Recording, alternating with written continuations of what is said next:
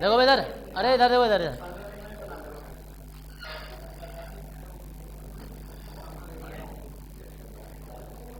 नाम बताएगा कोई इसका? नाम क्या होता है? तो उसका नाम होता है एथीन, या साधारण नाम जब इसको बोलते हैं तो एथिलीन होता है। अब दरअसल एथिलीन को जब गर्म वगैरह किया जाता है, जब यह अभिक्रिया करता है ना, तो ये बॉन्ड टूटता है इसका, क्योंकि ये बंद जो था वो इस कार्बन का दोनों का साझा में है, तो यहाँ एक बंद खाली हो जाता है, यहाँ एक बंद खाली हो जाता है। जब खाली हो जाता है तो यहाँ से एक समूह होता है एमीन, एक इधर से जुड़ जाता है, एक इधर से जुड़ जाता है, तो इसका नाम जो हो जाता है वो एथिलीन तो ये है ही, लेकिन ये होता है एमीन। कितने आ गए? तो डाईएमीन हो जाता है ना, एथिलीन डाईएमीन। तो ईएन से इसे लिख देते हैं कभी कभी, ईएन से, एथिलीन डाईएमीन लास्ट में, तो एथिलीन और डाईएमीन। अब ऐसा सोचो, सॉरी, CH2 NH2 और ये NH2 था, यहाँ से एक H हटा। याद रखना, कोई सी भी चीज़ तभी जुड़ती है जब एक बंद खाली मिलता है उसे। नाइट्रोजन अपने 3 बंद बनाता है, 3 बंद बनाता है, तो एक बात याद रखने से, जैसे ये है अमोनिया, अब इसमें से एक H कम हो जाएगा तो ये एमीन बन गया, लेकिन ये किसी ना किसी से जुड़ेगा तब एमीन है, एमीन है तब जब किसी से जुड़ेगा। अब इसमें से एक H और कम हो जाए तो ये भी रहेगा एमीन ही, लेकिन ये अब दो समूहों से जुड़ेगा, और ऐसे अभी रहेगा एमीन ही, लेकिन ये 3 बंद से जुड़ेगा। H कम हो ज़्यादा हो, H की कोई वैल्यू नहीं होती है, H सिर्फ संयोजकता पूरी करने के लिए आते हैं। तो अब देखो इधर एमीन था, ये ऐसे था, एक H कम कर दिया और हमने फिर एथिलीन जोड़ दिया इसमें, और फिर इसके बाद एमीन लगा दिया। तो यहाँ जो थे इलेक्ट्रॉन देने वाले समूह कौन कौन से थे? तो इलेक्ट्रॉन इसके पास बचे हैं अभी और इसके पास बचे हैं। कार्बन के 4 होते हैं, वो तो चारों बंद बनाने में खत्म हो जाते हैं। नाइट्रोजन के 5 होते हैं, तो इसमें से 3 तो इलेक्ट्रॉन खर्च हो जाते हैं, 2 बचते हैं। ऐसे 3 इलेक्ट्रॉन खर्च हो जाते हैं बंद बनाने में, 2 इलेक्ट्रॉन बचते हैं, तो ये लिगैंड बन जाता है। कितना हो गया ये हो गया बाइडेंटेड वाला जो लिखवाया था, डाइडेंटेड या बाइडेंटेड कहते हैं उसे, तो ये 2 इलेक्ट्रॉन युग्म दे रहा है, ये बाइडेंटेड का उदाहरण बन जाता है। यहाँ देखो कितने एथिलीन है?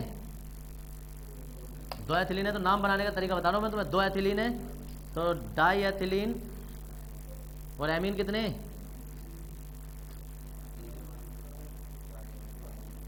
ट्राईएमीन, तो नाम होता है डाई एथिलीन ट्राईएमीन।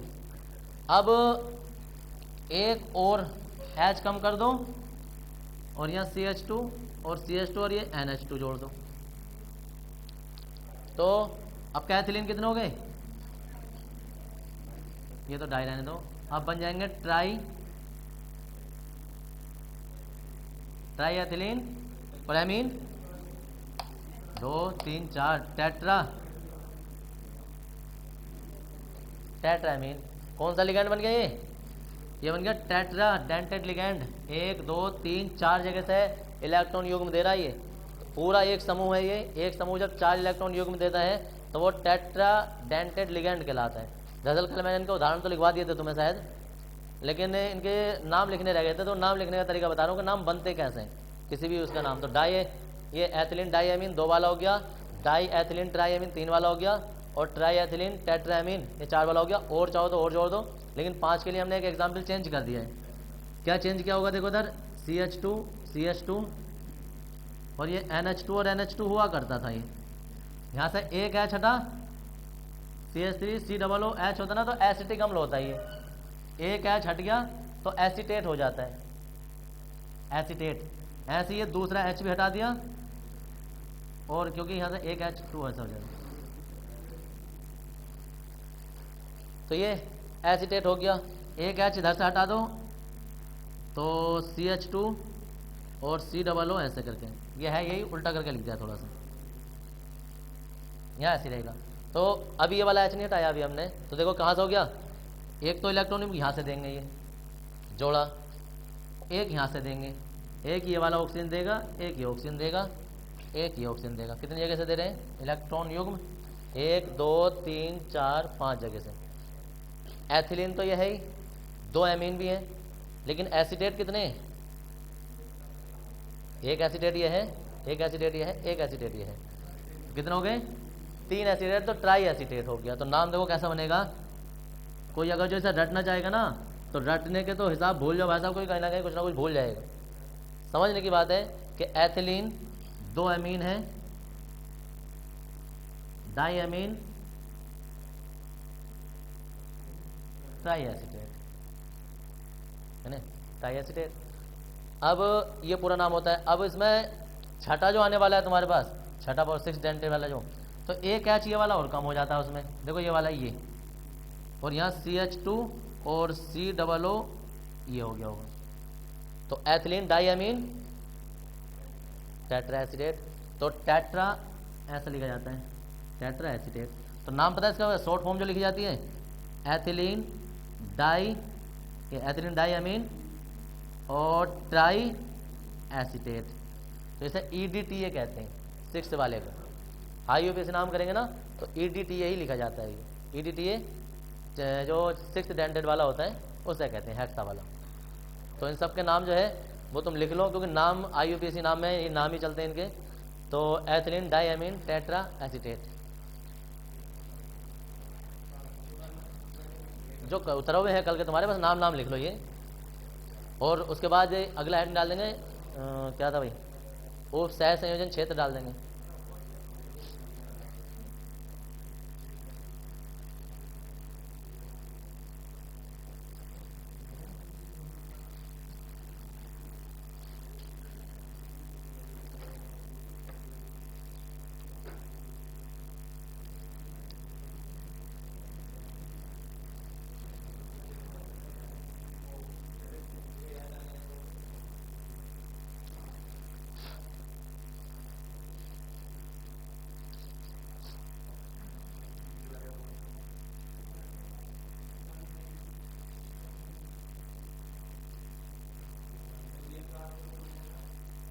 सब बता देंगे। अभी तो बहुत बार आएंगे तुम्हारे सामने नाम, ये घुट जाएंगे इतने सारे, बहुत बार आने वाले हैं अभी ये। पहले वाले में आएगा एथिलीन डाई एमीन जो बाई वाला था, और ट्राइडेंटेड वाले में आ जाएगा diethylene triamine, diethylene triamine. 3 वाले में आएगा त्रिदंतुक वाला जो लिखा होगा तुमने, और चतुर्दंतुक में आ जाएगा ट्राई एथिलीन टेट्राएमीन,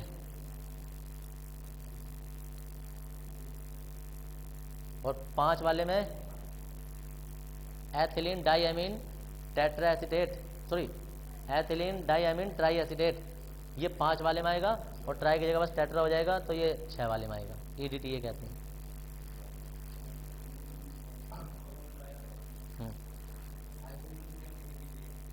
6 वाले को ना, और किसी को ना, ऊपर वाले को नहीं कहते।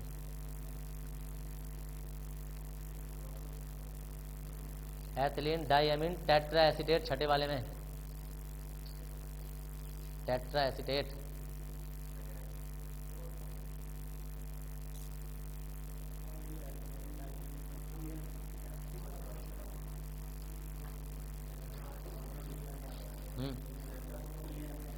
EN कह देते हैं उसे शॉर्ट फॉर्म में।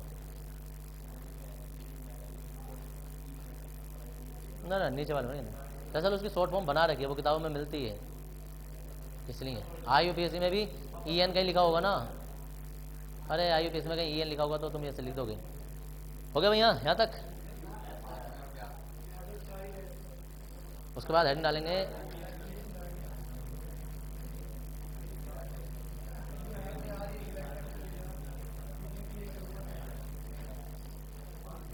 उप सह संयोजन क्षेत्र, ये अगली परिभाषा है।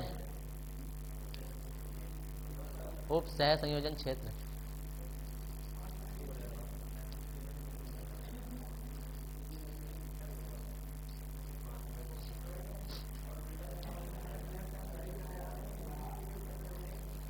उप सह संयोजन क्षेत्र, बोलो मत भाई, देखो उप सह संयोजन क्षेत्र में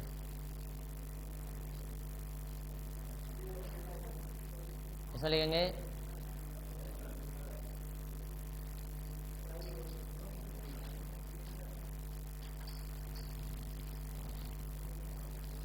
तो उप सह संयोजक यौगिकों में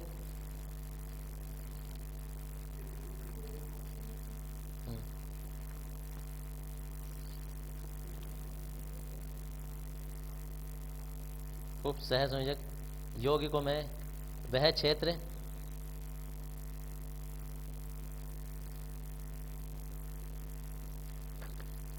जिसमें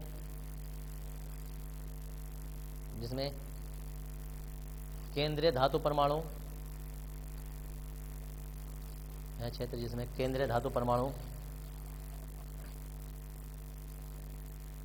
धातु परमाणु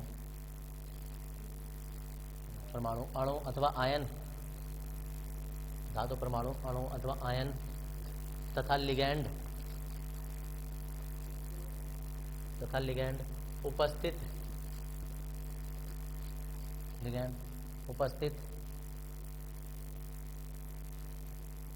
होते हैं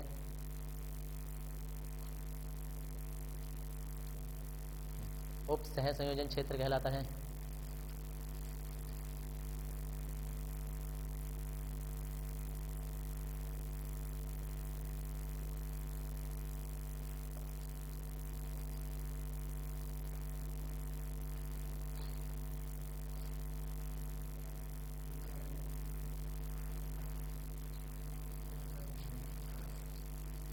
उप सह संयोजन संख्या, अगला हेडिंग, उप सह संयोजन संख्या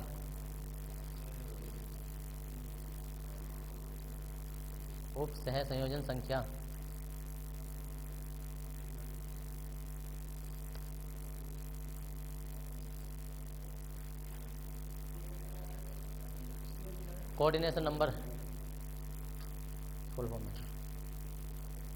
इसमें लिखेंगे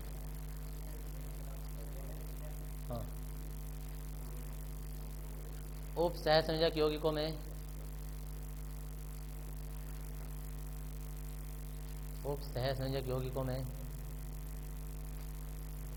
केंद्रीय धातु परमाणु अथवा आयन से अणु अथवा आयन से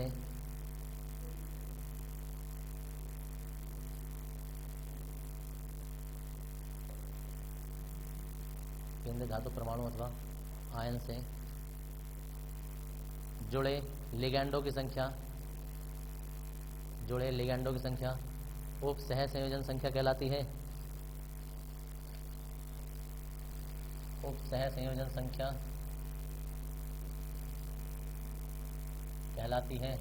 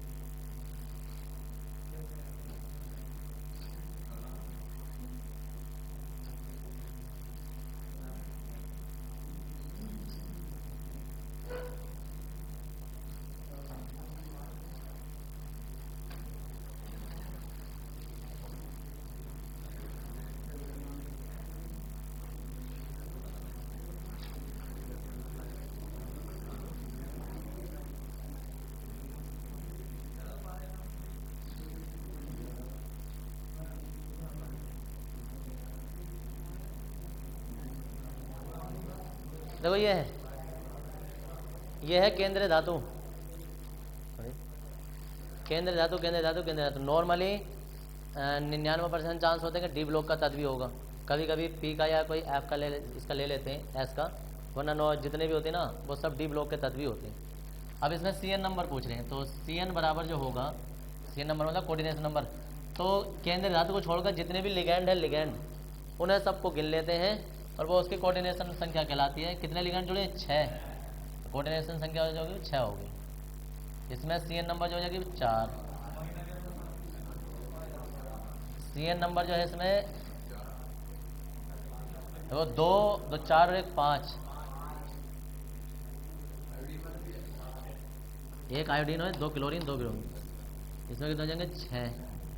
एक और है जैसे तुम्हारे पास, और जी हो जाएगा Mn।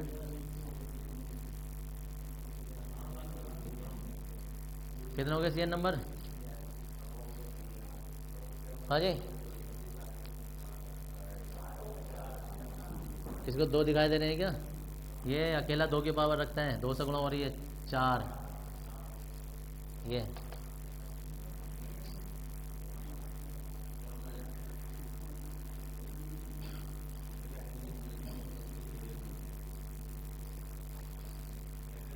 EDTA कितना हो जाएगा Cn नंबर?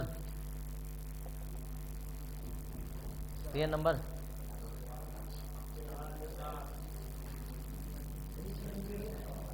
6।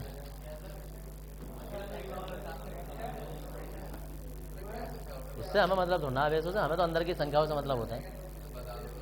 अकेला 6 की पावर रखता है ये, जितने लिगैंडों की पावर रखते हैं, जितने लिगैंड होते हैं। अब ये सिंगल सिंगल जो होते हैं, एक मोनो वाले होते हैं। ये वाला 2 क्यों गिना गया? क्योंकि 2 की पावर रखता है, 2 लिगैंडों के बराबर अकेला होता है। ये 6 की पावर रखता है। अभी चित्र बनाया था इसका। हाँ, EDTA सारा उतार लो, और इसके बाद लिखेंगे सारी परिभाषाएं हो गई। वो इसकी उदासीन के कारण आया, वो ऑक्सीजन से। हाँ, माइनस आएगा, माइनस आएगा। अरे यहाँ इसकी 2 मान कर किया, इसमें -4 होता है आवेश। एसीटेट के 4 आवेश होते हैं। -2 से लिखा है, को 4 माइनस करते हैं, 2 इसके माइनस कर देंगे तो इतने बचेंगे। एफ ही अपने माइनस करवाएगा ना प्लस। अभी बता रहा हूँ यार, देखो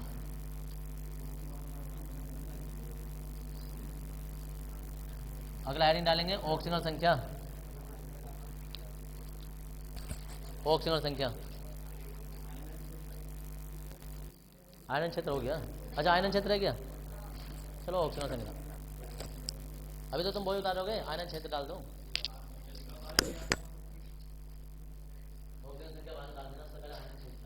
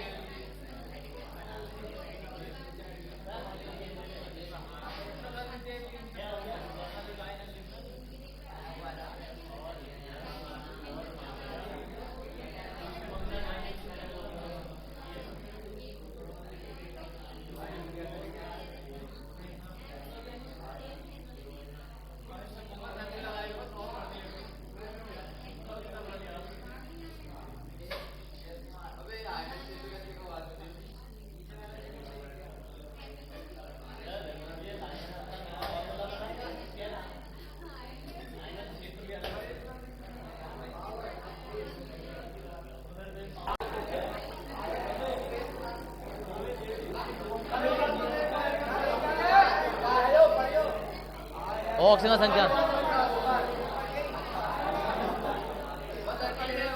आयनन क्षेत्र नीचे वाला सही लिखा हुआ है यार बे। हाँ कितना हो रहा है? रुक जाओ एक बार।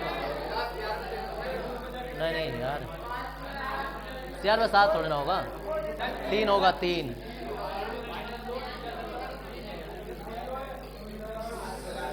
हाँ सी अब ओ सीधा होकर बैठो जरा। अरे हो जाओ, बहुत बात हो गई, सीधे हो जाओ जरा। ऑक्सीजन संख्या तुमने फर्स्ट टाइम में भी निकाली है, हम फिर दोबारा से निकाल लें। दरअसल जो फर्स्ट टाइम में तुमने ऑक्सीजन संख्या निकाली है ना, वो तरीका तो तुम भूल जाओ और सिर्फ अब अंगुलियों में और आंखों पर देखने से ऑक्सीजन संख्या आनी चाहिए, उस लेवल पर पहुंच जाओ तुम, समझ गए। लिखाने का वो तुम जो हाई स्कूल में करते रहते, इसमें फर्स्ट टाइम में करते हैं हम क्या एक्स मान के करते हैं। देखो हमेशा केंद्र धातु की ऑक्सीजन संख्या निकालनी है इसकी। अब इसकी ऑक्सीजन संख्या, जैसे हम कहें कि इसकी हमें ऑक्सीजन संख्या निकालनी है, तो हम क्या करते थे कि जैसे पोटेशियम का जितनी भी क्षारीय धातु होती हैं उनका सबका 1 होता है प्लस के, क्षारीय मृदा धातु का प्लस के 2 होता है। जैसे इसका प्लस के 1 होता है, 4 से गुणा हो गई। Fe का हम x मान लेते थे, Cn का -1 होता था, 6 से गुणा हो गई, बराबर 0 हुआ करता था। ये निकालने का तरीका था। अब ये प्लस के तो 4 हैं, ये x है और माइनस के 6 है, बराबर 0। और कितने जाएंगे? 6 में 4 जाएंगे तो 2 बराबर 0, यानी कि x बराबर प्लस के 2 आ गई है। ऑक्सीजन संख्या प्लस के 2 आ गई, ये हो गया। ऐसे तुम इनमें से किसी की निकालना चाहो, इसकी बात निकालेंगे। देखो इसकी प्लस के 2 आप लेने नहीं बोल रहा हूँ, कहना साहब हो ना रही है, तुम लोगों की जीव निकल जाएगी, इसलिए मैं बता रही हूँ। टाइम आएगा उसके लिए, वक्त होता है। मुझे तुम्हारी पता है ना कितने पानी में घूमते हो तुम। ये अब देख लो जरा, ये 2 होती है, ये x है। br के लिए हमारे पास -1 होता है, लेकिन 2 से गुणा हो जाएगी तो -2 हो जाएगा। ऐसे प्लस के ये -2 हो जाएगा, 1 होता है, 2 से गुणा होगी -2, प्लस -1 हो जाएगा, बराबर 0। तो अब हम जैसे इसका निकालेंगे मान, तो कितना हो जाएगा? -5, सबका -5 हो जाएगा, और प्लस के 2 बराबर 0, x से -3 बराबर 0, x बराबर प्लस के 3।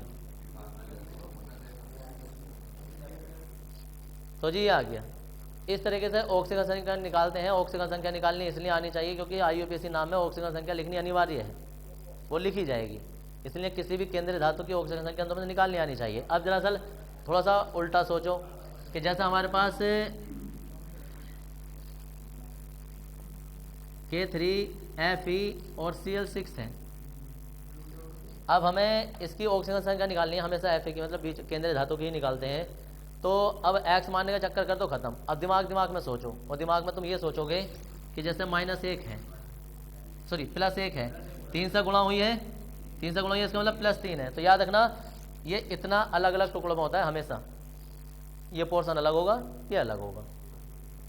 +3 है, +3 है, इसका मतलब पोटेशियम अकेला जो है, मतलब 3 पोटेशियम जो है वो +3 उत्पन्न कर रहे हैं। किसे रोकने के लिए? पूरे के पूरे ब्रैकेट को रोकने के लिए।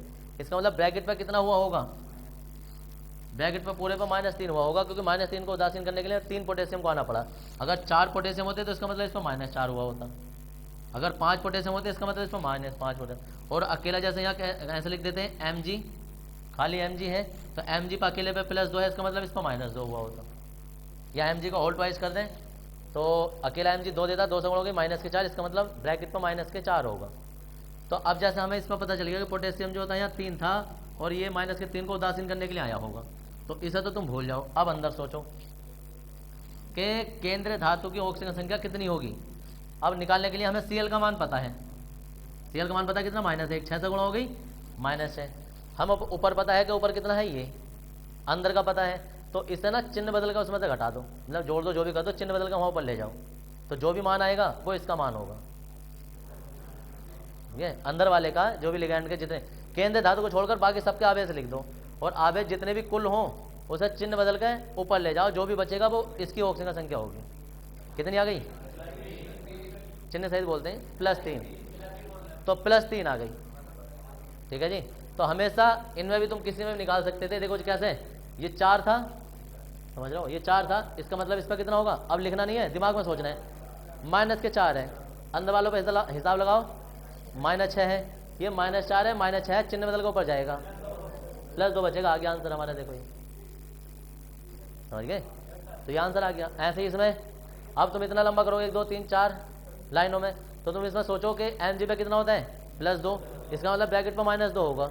रोक रहो अभी यहीं, अंदर हिसाब लगा लो, -2 ये है, -2 ये है, -1 ये है, कितना हो गया 5, -5 और ऊपर -2, चिन्ह बदल कर देंगे +3, ये आ जाता है। हर किसी में ऐसे निकालेंगे। अब इसके बाद देखो इधर, EDTA अकेले भले से 6 इलेक्ट्रॉन युग्म देता है, लेकिन इस पर आवेश -4 होता है, क्योंकि जब तुमने ये CH2 और CH2 यहाँ N लिखा था, तो N पर आवेश नहीं होता है, लेकिन N इलेक्ट्रॉन युग्म देता है। आवेश तो इन पर होता है, O पे माइनस और यहाँ O पे माइनस और CO पे माइनस, तो 4 आवेश होते हैं, 2 इधर 2 इधर। तो EDTA पे 4 माइनस होते हैं, इलेक्ट्रॉन युग्म 6 देता है, आवेश इसके -4 होते हैं। तो अब सोचोगे इसका मान हमें निकालना है कि Fe की ऑक्सीजन संख्या कितनी होगी, तो -4 ये है, -2 ये है, इसमें पहले से आवेश है, ये नहीं है, -2 ये है, -4 ये है, चिन्ह बदल के ऊपर ले गए, तो Fe का मान आ जाएगा कितना +2, तो ये ऑक्सीजन संख्या निकलती है। आगे निकालनी बस जी, हमें यहाँ तक ही करना था। इतना करने के बाद सुनो इधर, तुम्हें केंद्र धातु का पता चल गया, केंद्र धातु क्या होती है, लिगैंड का पता चल गया, लिगैंडों के प्रकार पता चल गए, उपसहसंयोजन संख्या पता चल गई, ऑक्सीजन संख्या निकालने पता चल गई, आयनन क्षेत्र क्या होते हैं, वो सब चीज़ें पता चल गई। ये पूरा का पूरा एक माहौल बन गया। अब माहौल बनने के बाद में पूरे के पूरे तुम्हें उपसहसंयोजक यौगिक बनाने का तरीका आ गया। अब जब यौगिक बनाने का तरीका आ गया ना, तो अब इनका नामकरण करना है। हेड डालेंगे उपसहसंयोजक यौगिकों का IUPAC नामकरण, निकाल लो यार किसी की भी। अब तो परिभाषा थोड़ा दी है, मुझे तो सवाल करवाने थे। 2-4 लिख दियो अपने हिसाब से, जो भी लिखो। अरे एक आध उतार लो यार, वो वाला उतार लो, ऊपर कोई सा उतार लो, जब तुम्हें ₹1.25 का नेक ही करना है तो।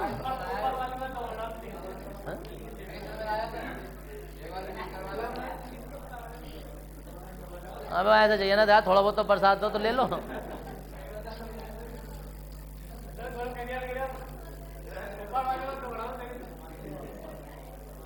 समस्या पता है क्या होती है, समस्या ये है कि तुम लोगों का माइंड जो होता है ना, वो लिखने पे जोर देता है कि अगर जो आज सर ने 4-5 पेज लिखवाए, इसका मतलब आज बड़ा पढ़ाया है। और भाई साहब सर का चाहे तेरी जान निकल गई हो बोलते बोलते, हलक सूख गया हो, और पेज पर कुछ ना लिखवाया ना, तो पता क्या कहेंगे, कुछ ना, आज कुछ ना पढ़ाया, आज तो पढ़ाई हुई नहीं, चाहे लाखों की बात बता दी हो, लेकिन पता नहीं चलेगा कुछ भी। और ना बताना यार आज ना लिखवाया, आज पढ़ाई ना हुई। हाँ तो वही है ना, क्योंकि इंसान में गधे में फर्क यही होता है कि गधे पर वजन रख दो, वो सोचता है कि अब काम हो रहा है, उसे खाली घुमाते रहो, उससे मजा नहीं है। वजन रखा होना चाहिए, कितना भी रखा हो।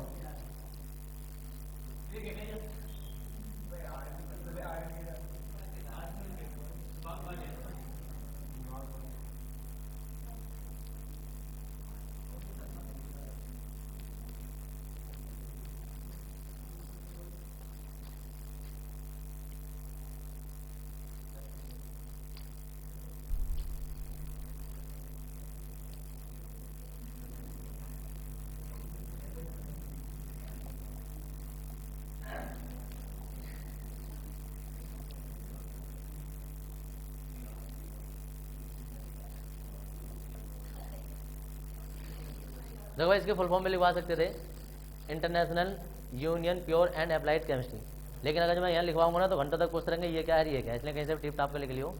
हाँ कहीं से भी, हर जगह मिलेगी, जहाँ हाथ डालोगे वहीं IUPAC है।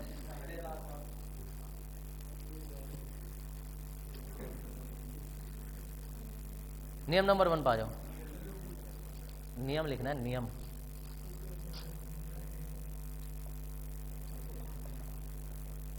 और कुछ लोगों को इंग्लिश अच्छी लगती है तो रूल लिख देना।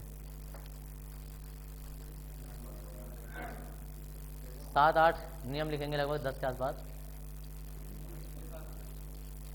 हाँ जी, पिछले साल भी पढ़ाए थे यार, क्यों नहीं पढ़ाएंगे।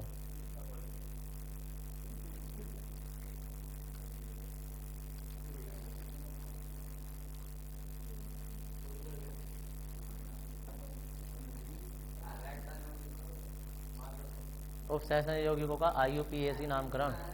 आवाज तो आ रही होगी।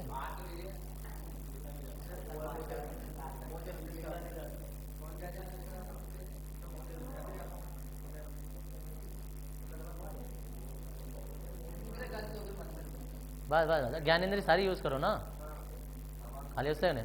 वो एक फिल्म में वो पाइप पे लटके होते हैं वो दोनों, वो पाइप काट रहा था, कह रहा हम पाइप पे लटके हैं, कह रहा मुझे सुनाई ना दे रहा। अब तो सुनाई ना दे, दिखाई तो दे रहा है। हाँ तो मुझे सुनाई नहीं दे रहा है ऐसे वो कह रहा है मुझे दिखाई नहीं दे रहा, वो दिखाई नहीं दे रहा, सुनाई तो दे रहा है, मैं बता रहा हूँ तुम्हें हैं।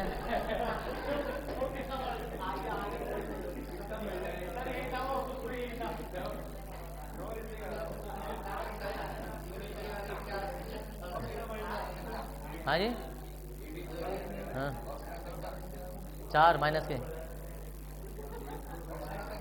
-4 हो गया। देखो भाई इसमें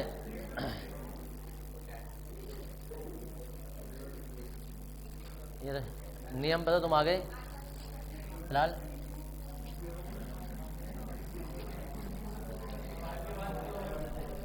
देखो भाई इधर। अबे यार देख लो इधर, मैं एक ही चीज में तुम्हें फिर वही गागर में सागर बनाने वाली कहानी बता देता हूँ।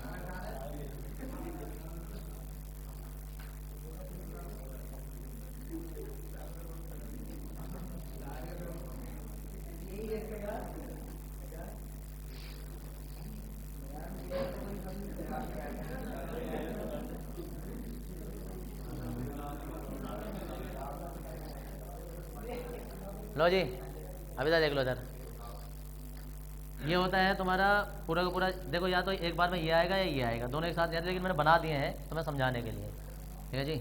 याद रखना या तो एक बार में पोटेशियम ये पूरा आएगा या ये और ये आएगा, एक साथ नहीं आएंगे। हमेशा पहले जो भी होगा वो धनात्मक होगा, बाद वाली चीज़ ऋणात्मक होगी। अगर सोचो ये है तो इसका मतलब पूरे का पूरा ब्रैकेट धनात्मक होगा, ये ऋणात्मक होगा। और अगर जो ये आ गया है ये नहीं है तो इसका मतलब ये धनात्मक होगा, पूरा ब्रैकेट ऋणात्मक होगा, ठीक है। दोनों है तो ये धनात्मक रहेगा, पूरा के पूरे ये भी और ये भी ऋणात्मक रहेंगे, लेकिन दोनों होंगे नहीं। अब नियम सुन लो लिखने का। सबसे पहले जो IUPAC नामकरण करेंगे तो इसका नामकरण सबसे पहला होता है, फिर उसके बाद जो है वो लिगैंडों के नामकरण का नंबर आता है।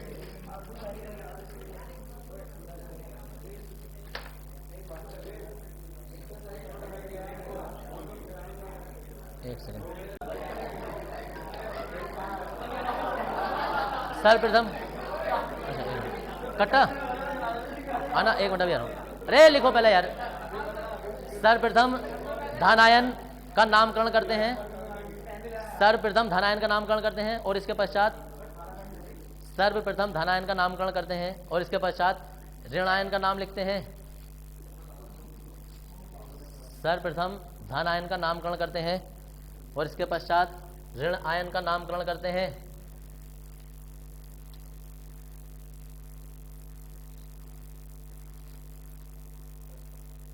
देखो भाई जरा,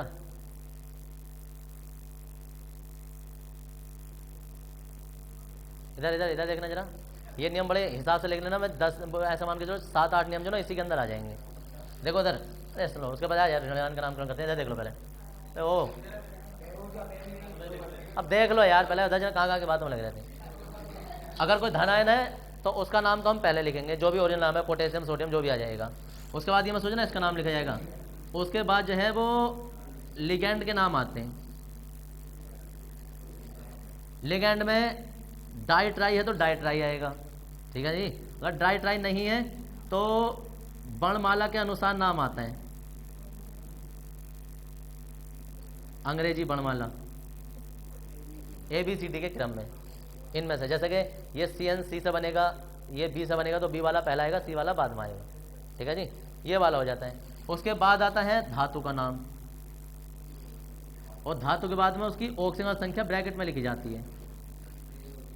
ये दूसरे नंबर की चीज़ होगी, ये तीसरे नंबर की चीज़, और लास्ट में आता है तुम्हारे पास ये, अगर जो कोई ये वाला नाम आया तो चौथा, ठीक है जी। इसी से नियम बन जाते हैं कि केंद्रीय धातु का नाम ऐसे करते हैं। लिगैंड आते हैं तो उनका नाम अंग्रेजी वर्णमाला के अनुसार लिखते हैं। यदि लिगैंड में दूसरा नियम आ जाता है, यदि लिगैंड 2 या 2 से अधिक होते हैं तो उनमें डाई ट्राई ये टेट्रापेंटर लगा देते हैं। यदि वह उपसह संयोजन क्षेत्र में ऋण आयन है तो उसका नाम बाद में लिखते हैं ऐसा करके। यही सब नियम बनने वाले हैं, क्रम यही रखना है। ठीक है जी। बस लिगैंडों की टेबल बनाई जा रही है। 3 प्रकार के लिगैंड होंगे, ऋणात्मक, धनात्मक, उदासीन। तो उनके नाम के आगे क्या क्या लगाना होता है, इनके लिगैंडों की टेबल बनने वाली है अब तुम्हारी। पहले ये नियम लिख लो, नियम नंबर 2।